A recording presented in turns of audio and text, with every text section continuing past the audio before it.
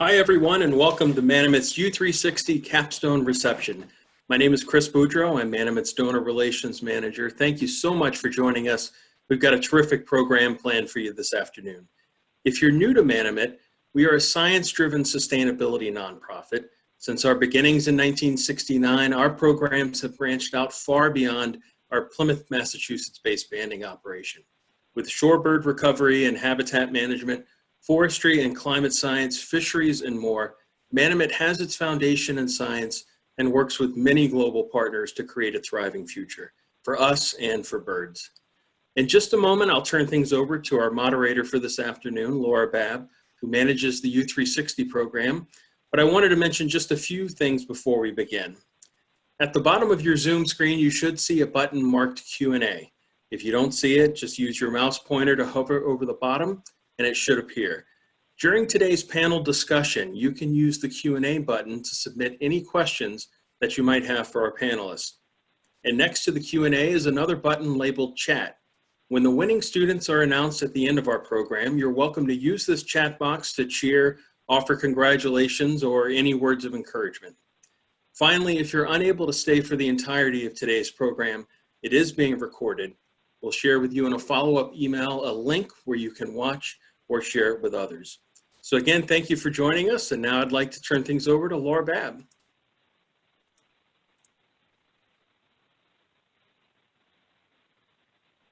Thank you so much, Chris. And thank you all for being here this evening for our U360 virtual reception and award ceremony, where we will be selecting our 3 next generation scholars for 2020. Very exciting event. And I'm just thrilled to have you all out there in the audience to help celebrate these young stars. I just want to give a quick rundown of what will be happening during this event. We'll start with some welcoming remarks from Manomet's president, Lizzie Schuler, and then I will come back and I will tell you a little bit about the U360 program and what has happened this year with the students who participated. And then I will be moderating a panel discussion with our previous Next Gen scholars. We're thrilled to have 5 of our past winners with us here this evening to share their perspective about the world today and what some of our challenges look like through their eyes, because they've all recently left college. So we're going to get to hear their perspective. And then at around 4:45, we will start the award ceremony, where we will be naming a winner from each of our 3 teams who competed these past few days. So without further ado, I would like to get us started by introducing Manomet's new president, Lizzie Schuler. Lizzie is our 4th president at Manomet in our over 50 years of operations, and she joined our organization back in late April. And before coming to Manomet, she was at World Wildlife Fund for many years down in DC. And we're just all so thrilled to have her leading our organization right now and being part of our team, and just really excited to have you here tonight, Lizzie, to kick off this really special event. Terrific. Thank you, Laura. And thank you all for being here. This is a beautiful auditorium that you've selected for this event. And if you all weren't on mute, there might be a few chuckles in the audience. But thank you so much for the chance to speak. And congratulations to all of you for completing the program. It's been great to see the diversity of companies you all have worked in and geographies and so on. And I sure hope that the experience has been fulfilling and rewarding. I welcome the opportunity to hear about some of your work through Laura.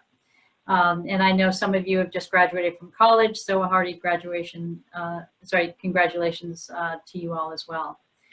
So as you may have heard, you just heard a few words about Manomet from Chris, but I joined Manomet just over 2 months ago as president, having come from working in international conservation as well as in development and corporate social responsibility for really over 20 years. Manomet, as you may know, is an organization with deep roots in shorebird and landbird science, and has really grown its portfolio to include programs in the agriculture and forestry and fisheries sectors. We're in the midst of a strategic planning process right now, which will help us shape the future really into the next 5 and 10 years anyway. I just wanted to share a few comments with you all as you prepare to enter the workforce if you haven't already. And I just wanted to kind of reflect on a few things that I've learned in my 1,000 years of working. I'm actually 104 years old. I might not look it, but I've had a fair amount of experience. And I know that the 360 program has covered some very important soft skills like communication and collaboration. And there are others that I just wanted to highlight as well that I hope you'll find helpful. You may have heard about EQ versus IQ. So you're familiar with IQ as being your intelligence quotient, they call it. And your EQ is really your emotional quotient, or sort of your emotional maturity, if you will. Many studies have pointed to the importance of emotional quotient in leadership. And most CEOs, in fact, are highly evolved in the EQ realm. So importantly, it's not just about how much you know or how much you can memorize, but it's essentially how adeptly you can act in the workforce. So I just wanted to touch on a few soft skills that I think are helpful for you to consider as you forge into your next journeys. One skill is adaptability. So how well you adjust to changing conditions. One never knows what the future holds. And if you don't believe that, just look at the past 4 months. And I'm pleased to note that you all have scored top marks in this category, and you've completed this program in the midst of a global pandemic, coupled with the reemergence of society calling once again for racial justice. So that's really quite a feat, and you all should take pride in that. It's been a very, very difficult several months for everybody. Another important skill you can bring to the workplace is creativity. You shouldn't ever feel confined by your job description, and consider better ways of doing things and suggest them. Consider partners that you could collaborate with that may seem improbable, and feel open and free to think the unthinkable. Find non-traditional partners. This will help bring you impact in whatever realm you're working in. Final skill I'd like to mention is the ability to influence. And related to this is the ability to read a person or read a room. If you think about trying to influence someone, whether it be to sell them a widget or to suggest a new way of doing something, or proposing a new product you want to sell, or a new program area you might want to enter, you have to be prepared. And you need to know the person you're trying to influence, and you need to know what you are trying to quote unquote sell. But in the course of a conversation, you need to be perceptive and gauge the reaction of this person you are hoping to influence. If your pitch is falling on deaf ears, you need to see that and put in place some of the skills mentioned above. Adapt and be creative quickly. Suggest a new tact or new approach. Reword things. Think on your feet. This will help you be effective in the workplace. So I just wanted to share those few reflections, and I was told to keep my remarks short. So I want to once again congratulate you all and turn it back over to Laura. Thank you.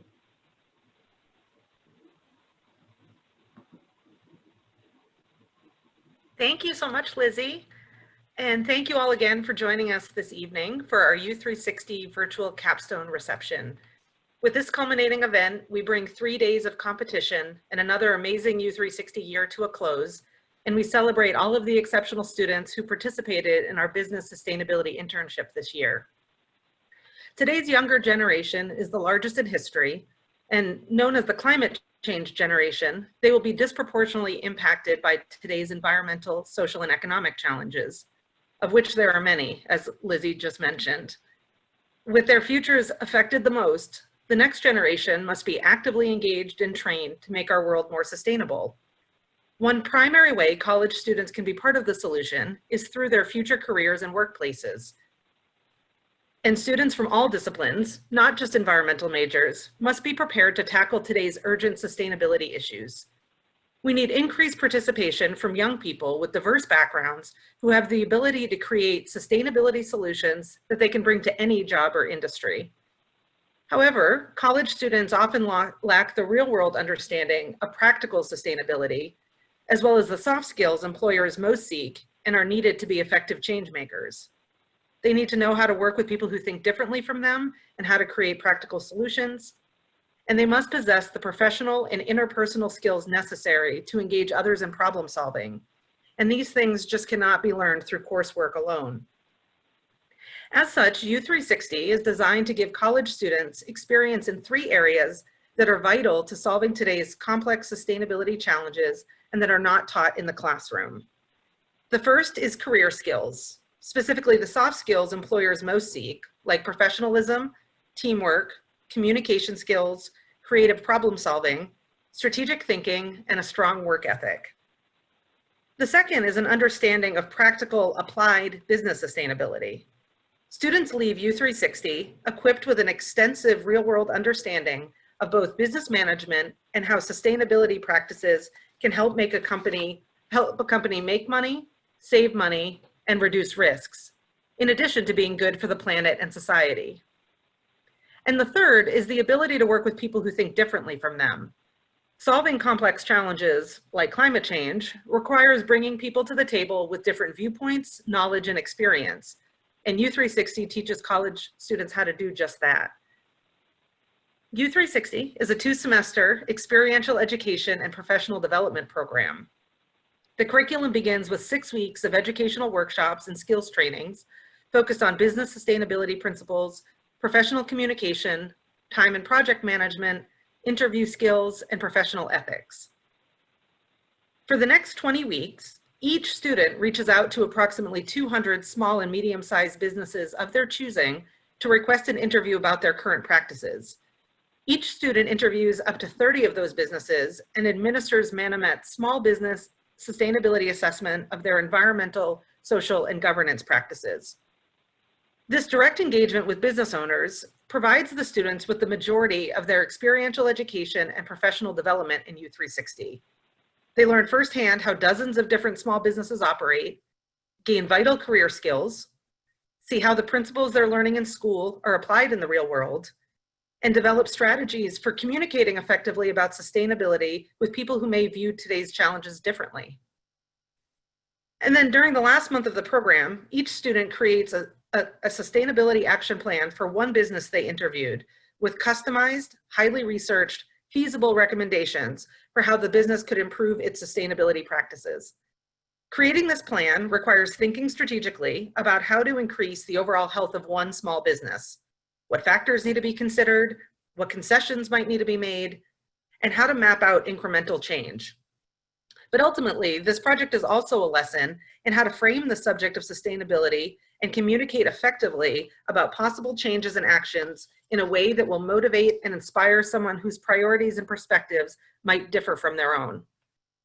These were the presentations that the students delivered over our 3 days of competition. After presenting their action plan, each student had to field questions from a panel of judges that were intended to challenge their thinking and have them defend their recommendations. The students were evaluated on their answers to those questions, their presentation skills, and on the quality of their recommendations. They were also judged on the case they made for how their action plan will benefit the business and increase its resiliency to the external factors most threatening its long-term success.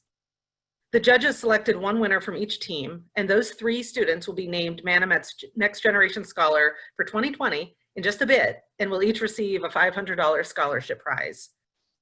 At this time, I would like to say a huge thank you to our capstone judges, some of you who may be out there in the audience, Erica Madison from Boston University Sustainability, Katrina Damrell from our Grocery Stewardship Program here at Manomet, Leah McLeod from Unum, Trisha Dinkle from Clean Tech Open Northeast, Kate Holcomb from Canopy Farms, and 3 of our past U360 finalists who also served as judges, Cole Hillis, Max Hayes, and Emma Cost.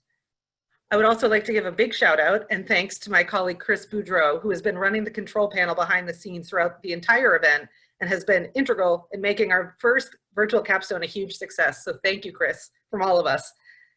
And lastly, I wanted to congratulate all of the students who competed over these 3 days on their excellent presentations and incredibly hard work. And you'll get to see all of them in just a little while. So for now, you'll just hear me saying their names, and we can applaud silently for them. But Alex Wise and Autumn Strom from University of Vermont, Amanda Sear and Catherine Slayton from University of New Hampshire, Crystal Pittman from University of Maine, Kelly Berry from Colby College, Emily Hotham and Tom Dolloff from University of Southern Maine, Emma Chen from Mount Holyoke College, Mallory Strain from Suffolk University, and Mark Doggelli from Wheaton College in Massachusetts. No matter which of these students win the competition, they're all stars in my book, I have to say. The confidence and humility they've gained over the course of this year and the incredible personal and professional growth I've witnessed them experience has been remarkable and incredibly inspiring. Additionally, as Lizzie mentioned, this is our U360 class who had the last 2 months of college completely upended by the coronavirus. Because U360 has always been an entirely virtual program, our work together wasn't really disrupted. But as you can imagine, COVID-19 definitely impacted the last few weeks of their outreach and interviews with the small businesses. And the rest of their semester was deeply affected as all of their colleges closed and switched to online learning in mid-March.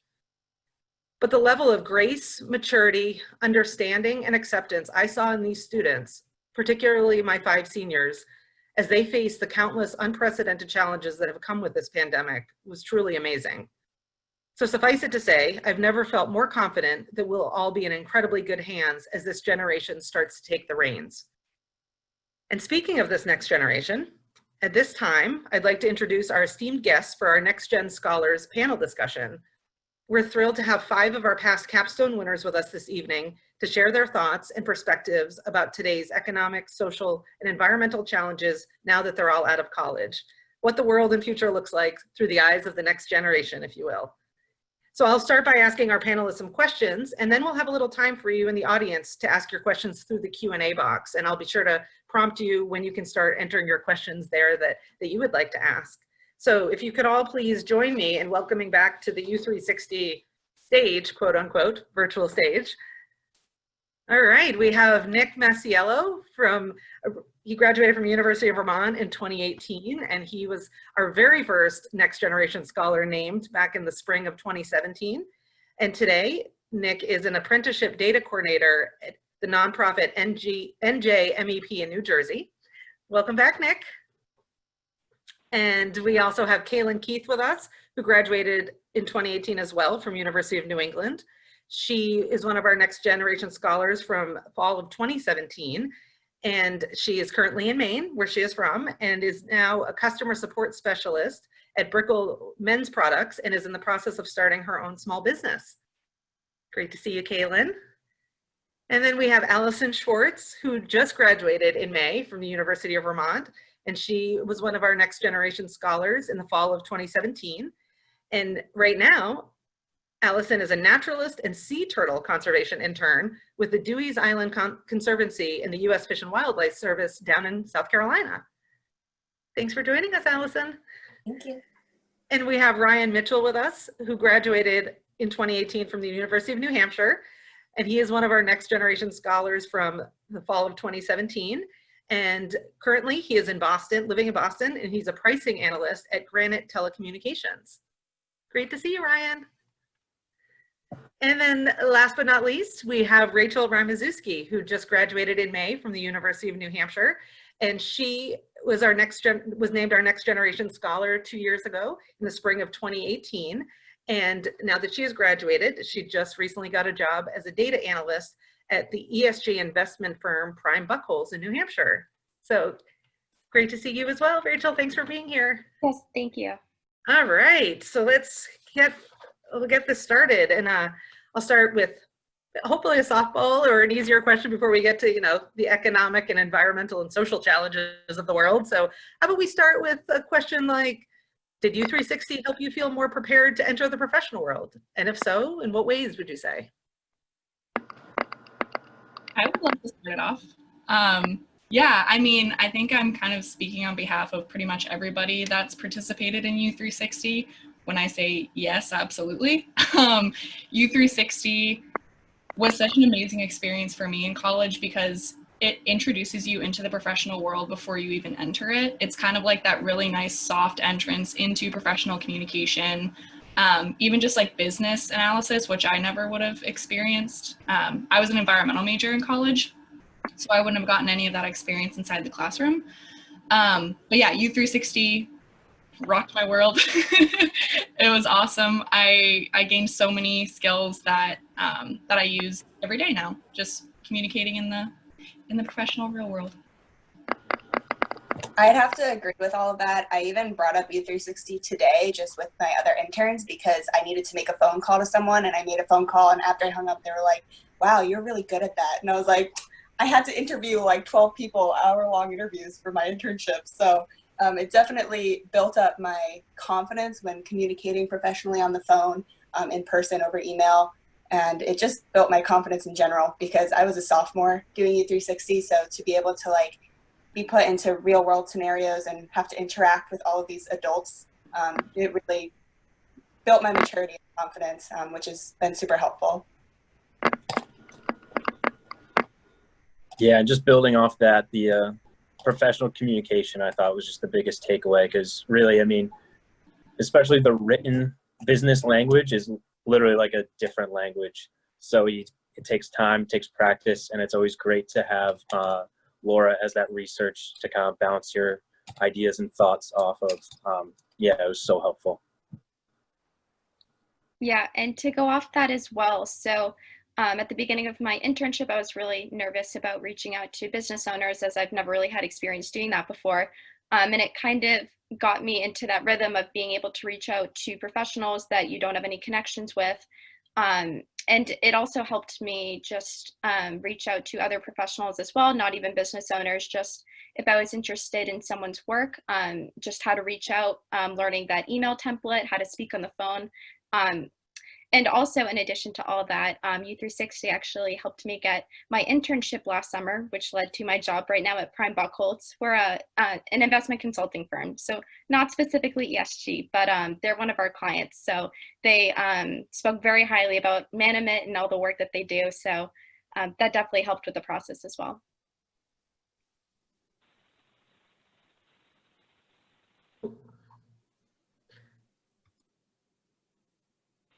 We can't hear you, unfortunately, Nick. How about now? Yeah, there you are. Great. Sorry, I had to switch the phone audio, so Yeah. I guess I have to unmute on both. But anyways, what's very unique about this internship experience is that you're doing it while taking other classes. So, you know, time management factors in huge with that, along with, you know, Laura coaching you through with all these career skills, getting you ready for not only, you know, your interviews with other businesses, but also within mind of, you know, eventually graduating and taking these transferable skills with you. And, you know, interviewing for jobs after college, you know, I brought up this experience a lot. There's so much that you do in such a short time across the whole internship. So it's been extremely valuable, still even to this day. So. Great, thank you all. And Allison, it's funny, your comment, I remember vividly still from your capstone competition during the Q&A with the audience. You were just a sophomore then, and I still remember you saying that U360 made it so that you weren't afraid to call and make your own doctor's appointments anymore. And everybody in the audience just loved that, but everybody on stage were just nodding like, yes, yes. And it just was this great moment of remembering being 20 and never having called to, you know, schedule your own appointments. And so the phone skills that you all learn, you know, is not only rare for just your age bracket, but definitely for your generation. So I share that moment a lot with current classes. I always loved that. So thank you all for that. And yeah, I guess we'll go from an easier one to we'll just kind of address the big current issue that's happening right now. So when I read your intros, people may have, you know, put together that we have 2 students or 2 alums here that just graduated in May and 3 who have been working out in the working world for 2 years. So all pretty early on in your professional career. So I'm curious, with coronavirus and its associated economic implications, the entire world is currently having a shared experience. But what is this pandemic like from your perspective in this stage of your life when you're just starting out your career? I can start. It's definitely taken a toll, especially in like the conservation field. I've noticed a lot of companies are not doing seasonal temporary positions anymore, which is kind of like what I'm going for at this time in my life. But it has also opened up other doors. So I've found that, you know, a lot of field work is still happening, and that's something that I've really been taking advantage of. I've been like doing field work with sea turtles here, and I can plan on continuing that as long as coronavirus is happening and office jobs and seasonal things are more limited. So it's, you know, kind of a bummer in a lot of ways, but in other ways it's opening up new opportunities for me. So I guess one thing that I've kind of noticed with the coronavirus is like how quickly businesses are able to change on a dime.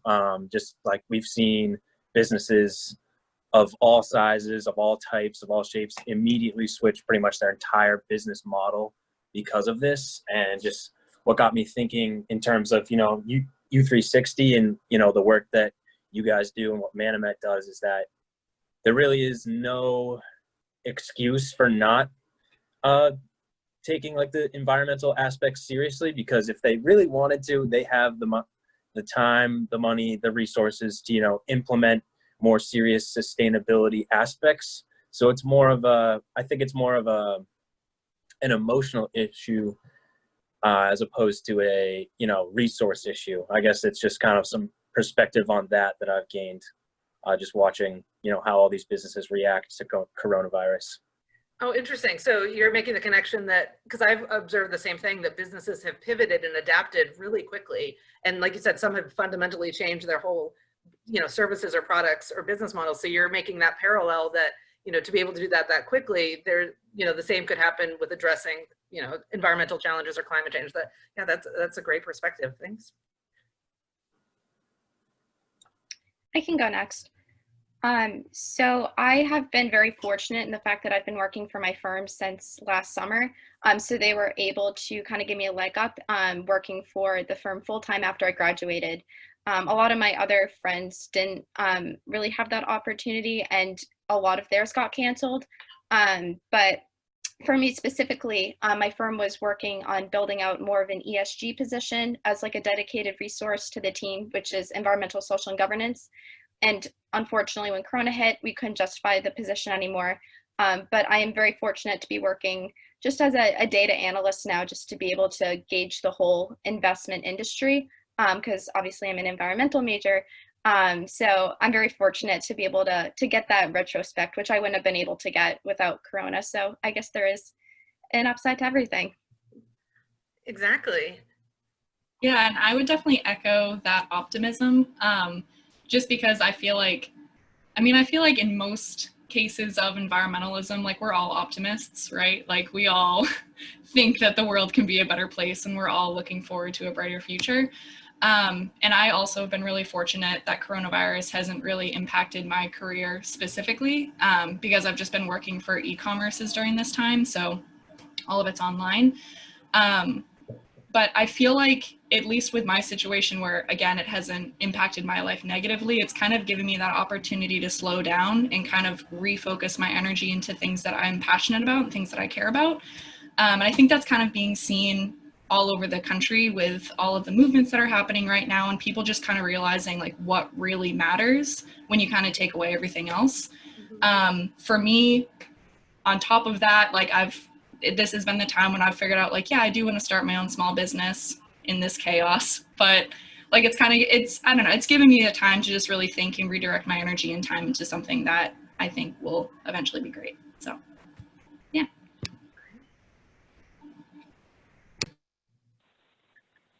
And yeah, echoing what Kaylin said about us all being optimists, you know, a couple silver linings that I've kind of noticed throughout all this is with everybody starting to go to more of this telework, work from home kind of model, a lot more people are moving to more digitally. So it opens new opportunities to being able to speak and network with people that you may have not been able to beforehand. And, you know, also the other sense of a lot of people being more open to speaking with you with a lot of uncertainty going on, and this type of unity that everybody is dealing with the same thing. So I think it's definitely for our generation, with already being digitally equipped, we already have that in our tool belt. And so now that a lot of other people are coming on board with that, I think it could be a positive in a lot of ways. That's great. Yeah, thank you all so much for that. And I'm going to sort of dovetail on what was said just a few minutes ago. And I just wanted to emphasize that with the triple bottom line of sustainability, you know, it's not just environmental sustainability, that there's also social and economic sustainability. So I just, you know, research shows that your generation places very high importance on a company's level of social responsibility when job seeking. And in light of the increased focus on diversity, equity, and inclusion recently, what do you personally look for in an employer regarding their social sustainability practices? Well, I think what coronavirus has also done is it's kind of exposed businesses for like how much they actually care about all of the social justice protests and issues going on right now, because you have some businesses that just like will post a statement saying like, we care about inclusion, but then you have other businesses like Ben and Jerry's who will actually like put their money where their mouth is and like donate to great causes. And so when I'm like looking for employers, since I've been applying to jobs a lot lately, I've been looking for people that not only just have like a diversity and inclusion statement just like tacked onto the website, but people that actually like actively do things for marginalized communities, for unrepresented communities. So for example, like I just applied to one where one of their main missions is to provide conservation research opportunities for underrepresented communities. And like, it's like in one of their top missions, that's like one of their top goals. So that's just really something that this whole movement has brought out in businesses. It's just how much do they like actually care, which is really great.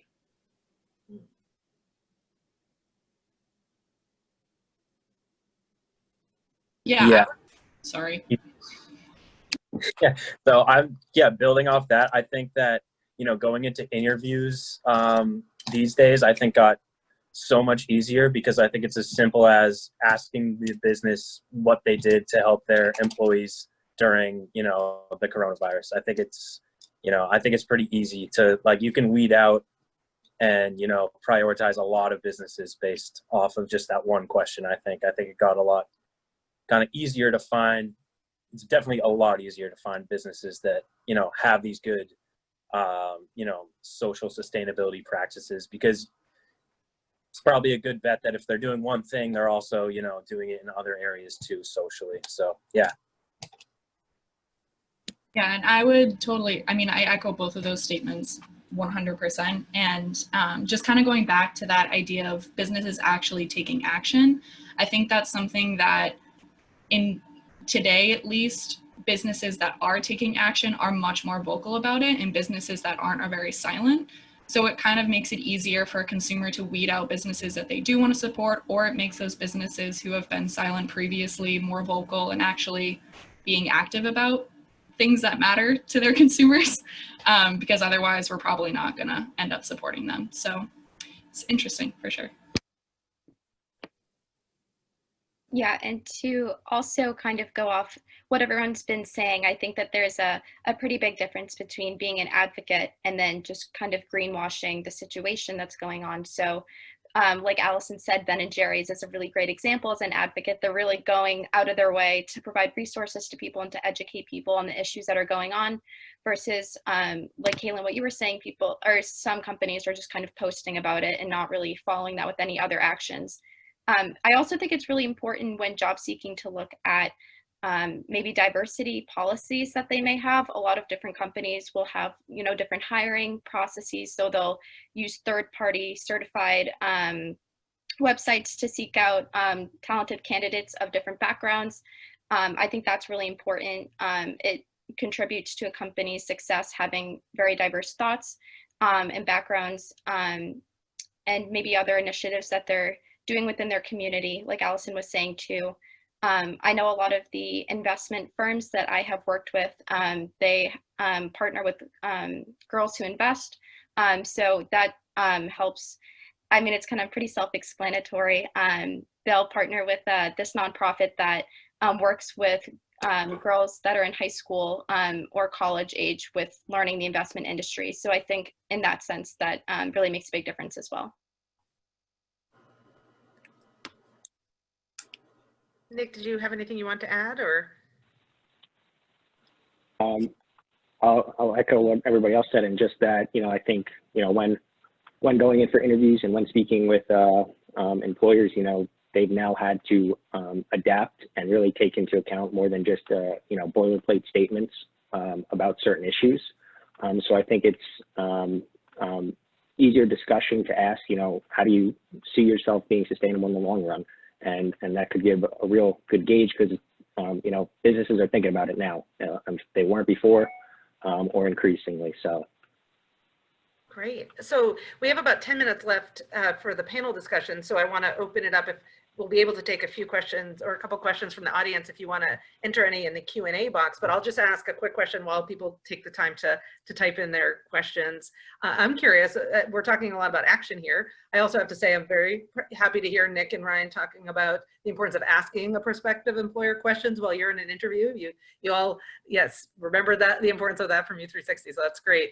So I'm just curious, have you personally ever influenced your workplace in any way when it comes to their environmental or social sustainability practices? I can start for this one. So coming into the firm, so our firm has all like plastic silverware and disposable cups and things like that. So I think one of the very first things I did when I get there was replace that with reusable options. So I mean, something even that small can really make a big difference. So providing reusable silverware and plates and cups and things like that. And also working with some executives within the firm to look at offsetting our emissions from all the travel. Just because our consultants and research team does a lot of flying and driving to go to different meetings. So looking at seeing if we could somehow become net zero, and as well as Nick Walsh, who is also a previous alum of U360, who I work with, we started together this B Corp task force within our firm, so we can go through the process of becoming B Corp certified and seeing where we could go from there. So there's always room for improvement in any direction that you go in.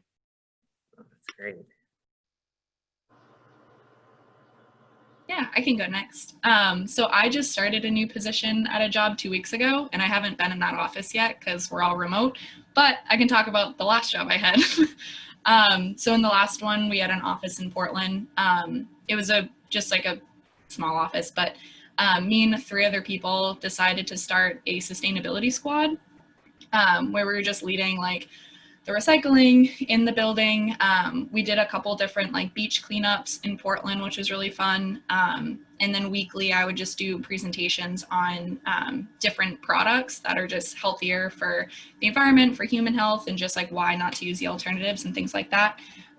So just a lot of like really fun educational moments. It was a good time. The beach cleanups were really nice too, because who doesn't want to do that? That's great.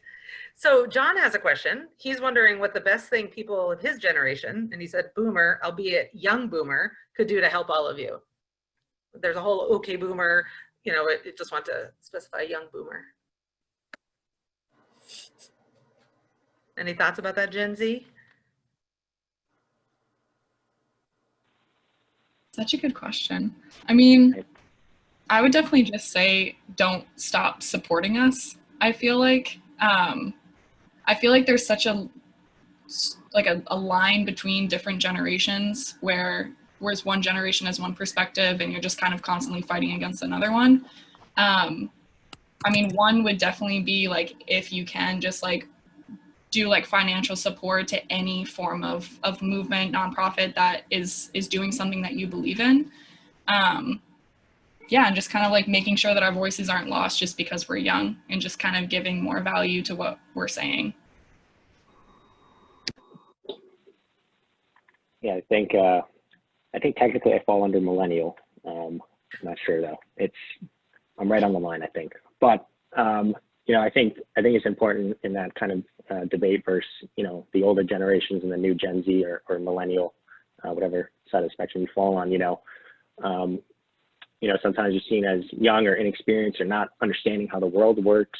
But I also think, those generations bring a different perspective in terms of how they grew up and what they've seen and what they've had available to them.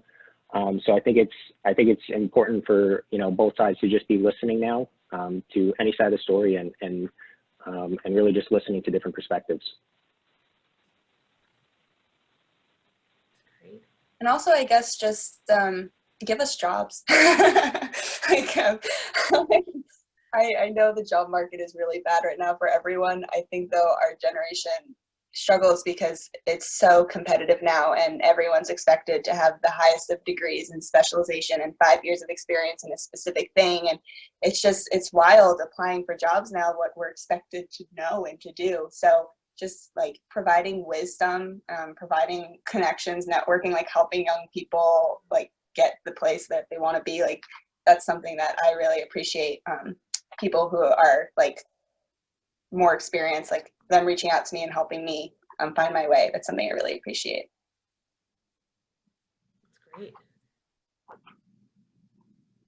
Okay. Anything, Rachel or Ryan, you wanted to add on to that? I would just echo what everybody else has been saying. Yeah. Great. Yep, same here. And Nick, that may be the first time I've heard a millennial say, no, I think I'm a millennial, proudly. That's great. I love your generation. Usually, yeah, and I'm a Gen Xer, so I always make that distinction too. So that's excellent. Well, I could listen to you all talk about these things for hours and hours, and I'm sure I'm not alone. I'm sure the audience feels the exact same way. However, we have another group of young individuals that we need to spotlight and celebrate here. So we're going to wrap up our panel discussion, but I want to thank you all so much. And it's just wonderful to see all of you again and to have you back here with U360. And it's just great hearing all the ways that you're influencing the world and in wherever you are in the world. And I know you're going to continue to do amazing things. So thank you all so much for being here, and give you a big round of applause. I'm sure other people are clapping too. So thank you all so much. And at this time, I would like to welcome one of our trustees, one of our Manomet, one of our Manomet trustees. So, okay, so we have Deb Harrison with us today. We're really excited to have her announcing our winners. So Deb has been connected with Manomet in various capacities since the early 90s, and she became one of our counselors in 2012, where she served as a co-chair starting in 2015. And then became one of our trustees in 2017. And Deb teaches biology, environmental science, and anatomy and physiology to high schoolers at the Noble and Greenough School, where she's been a faculty member for decades. So thank you so much for being here, Deb. And yeah, thank you for wrapping up our event. Thank you, Laura. Hello, everyone. I'd love to first share, before we get to the awards, just some thoughts about this really extraordinary, transformative, experiential learning program that we're here today to celebrate. U360 is a dynamic example of, in my opinion, the most effective learning model: immersion in something real combined with authentic engagement that inspires relevance and learning and questioning, fueling collaborative problem solving. Every single participant in Manomet's U360 program has acquired and developed the critical skill set for being the change-making leaders we need you to be more than ever. We hope this is only a beginning for you, and that you seek to apply what you've learned as engaging and open-minded critical thinkers, not shying away from questioning what you observe about the status quo of economic, social, and environmental systems that you've learned to navigate and study. At the UN Climate Summit last September, Greta Thunberg reminded us that your generation is united and unstoppable. We agree with her, and we're honored to have shared part of your educational journey and look forward to your actions as you step forward from today. So, as next-gen scholars, you're prepared to build on what the U360 real-world classroom has taught you and to apply, in the words of the program's mission, the professional, technical, and interpersonal skills needed to invite others into shared problem solving. You've learned to not shy away from pushing established systems in the direction of better and even best. Your respective project classrooms during this past year have also equipped you to courageously step into the epicenter of critical stewardship of our planet and of the systems on which so much directly and indirectly depends. Applying the skills that this experiential learning internship has given you, enter the world that your generation is inheriting, prepared to do the work of the highest priority. That's a big order to fill, but we know you can do it. Strengthen the threads that connect efforts toward a more sustainable tomorrow, which are also undeniably and urgently linked to environmental justice, as well as global public health. Manomet is deeply proud of all of the hard work you've committed yourselves to, and we offer you the heartiest congratulations once again. And now, for the part that we've all been anxiously awaiting, the announcements of the winning projects from each regional team. So, if I had a drum roll in the background, I would have put it on, but I don't. To start us off, please could the New Hampshire and Vermont team members join us? And are they all there? I think they're coming. So I'm not sure if I can tell. Do we have all those New Hampshire, Vermont folks yet? Laura's nodding. Cool. All right. Maybe if I were gallery view, I'd know that. All right. So New Hampshire and Vermont team, high five to you. Terrific work. It is a deep honor to award the first prize of the three from today to Autumn Strom of the University of Vermont for her work on a project investigating how changes could be made to an assisted living facility in New England. And I think now we have a little video of her work. From personal experience, my place of work uses an employee assistance program. And although they vary across the country, that generally, if a business employs this kind of program, their staff members could have access to assessments as well, but also short-term counseling or consultation with managers to address challenges inside the facility. And I thought that this recommendation would be a possible good next step up from the survey. The US Department of Labor reported that for every dollar invested in a program like this, employers generally save anywhere from $5 to $16 a year just because they're mitigating the mental health of their employees, and they may not need to take so much time off. And some employees may even decide to stay with the company for longer because they feel so supported by their employer. So everybody should, in one way or another, in the chat or just at home, big round of applause. Congratulations, Autumn. Thank you. All right, now we would like to see the team from Maine. So if you all can step in. I think you're all there. Hard for me to tell. Laura's going to give me the nod. Are we good? Need the Maine team. Crystal needs to turn her video on, but everybody's here. All right. Well, we'd love Crystal's video. Is that possible to do? Or should we just? There she is. Oh, good. Okay. So, Maine team, high five to you as well. And it is another honor to award the second scholarship prize to Katherine Berry from Colby College for her work studying a ski mountain in New England.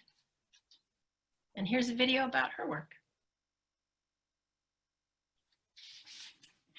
Particularly in the major city where there are a lot of millennials and Gen Zs who are right now ages, I think it's 38 all the way down to 18 or so. They're kind of the up and coming generation. So targeting them, I think, will help the sustainability of this mountain. And also in particularly for, as Laura mentioned when she was talking earlier, Gen Z and millennials are kind of the climate change generation.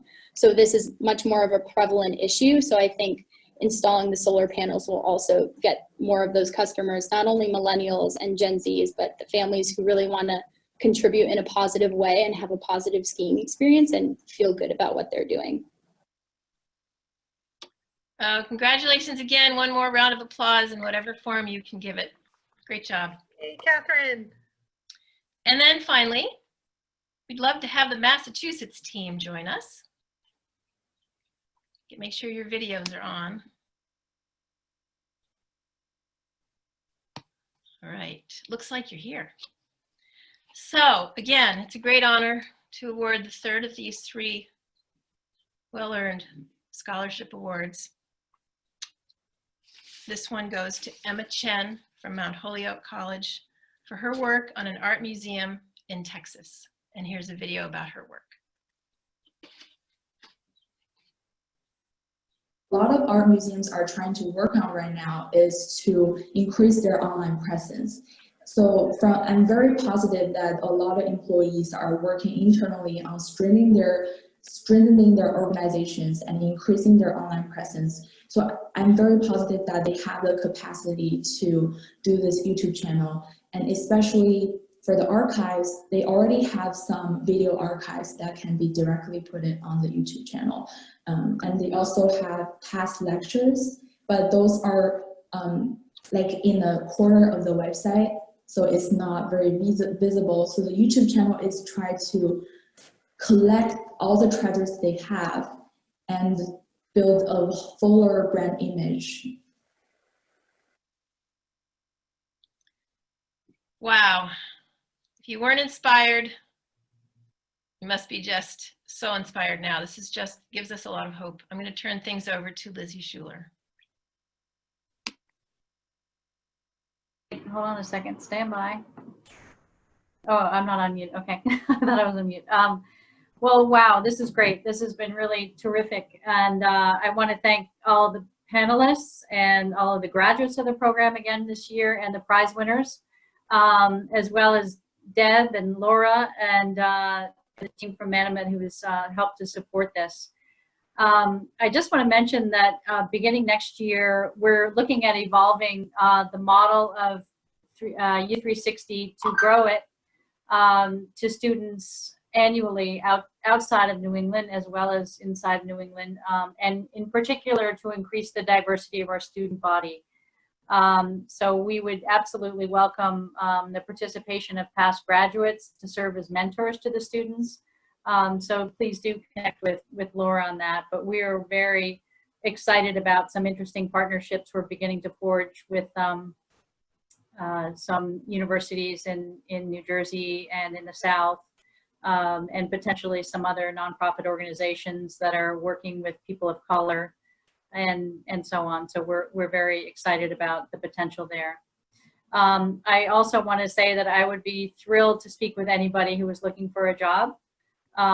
So please feel free to reach out to me. Laura has my contact details, but I would welcome a chance to talk with you.